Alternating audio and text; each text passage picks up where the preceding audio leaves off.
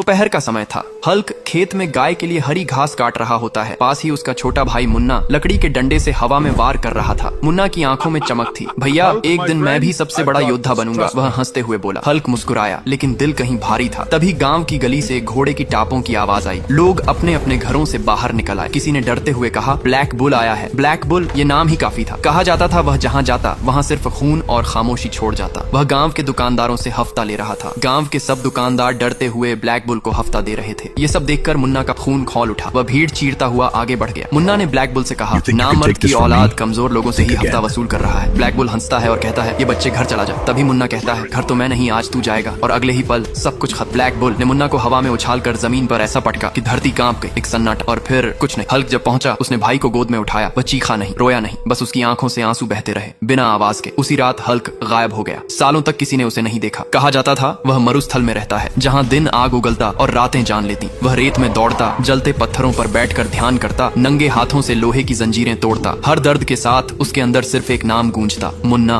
पूरे 9 साल बीत गए। एक दिन ब्लैक बुल ने पूरे गांव में ऐलान करवाया कि अगले दिन गांव में एक बहुत बड़ी कुश्ती होने वाली है। अगर कोई पहलवान मुझे हराएगा तो मैं गांव में से किसी से भी हफ्ता वसूल नहीं करूंगा, लेकिन एक शर्त थी कि जगह सूखा रेगिस्तान। जीतने वाला राजा कहलाएगा, हारने वाला जिंदा नहीं बचेगा। ब्लैक बुल सूखे रेगिस्तान के अखाड़े में दहाड़ रहा था। सबसे पहला मुकाबला होता है रेड बुल और ब्लैक बुल में। दोनों में लड़ाई शुरू होती है। तभी ब्लैक बुल रेड बुल को ऐसा मारता है जिससे कि उसके प्राण पखेरु उड़ गए। देखने आए लोग कहाँ उठे, तभी दूर से आंधी उठी। रेत के बीच एक परछाई चलती हुई आई। वह हल्क था। आंखों में न गुस्सा था न डर, सिर्फ अधूरी कहानी का अंत। लड़ाई शुरू हुई। ब्लैक बुल ने वार किया। हल्क गिरा, लेकिन उठा, फिर गिरा, फिर उठा। और तभी कहानी सुनाने वाला बोला, भाइयों, अगर तुम चाहते हो हल्क जीते तो अभी लाइक और सब्सक्राइब करो। हल्क की आंखों में मुन्ना की मुस्कान चमकी। उसने पूरी ताकत लगाई और ब्लैक बुल को उठाकर जलते रेगिस्तान में दे मारा। और फिर शांति। हल्क बैठ गया। रेत पर गिरते आंसुओं ने आग बुझा दी। आज बदला पूरा हुआ था, लेकिन भाई की कमी हमेशा रहेगी।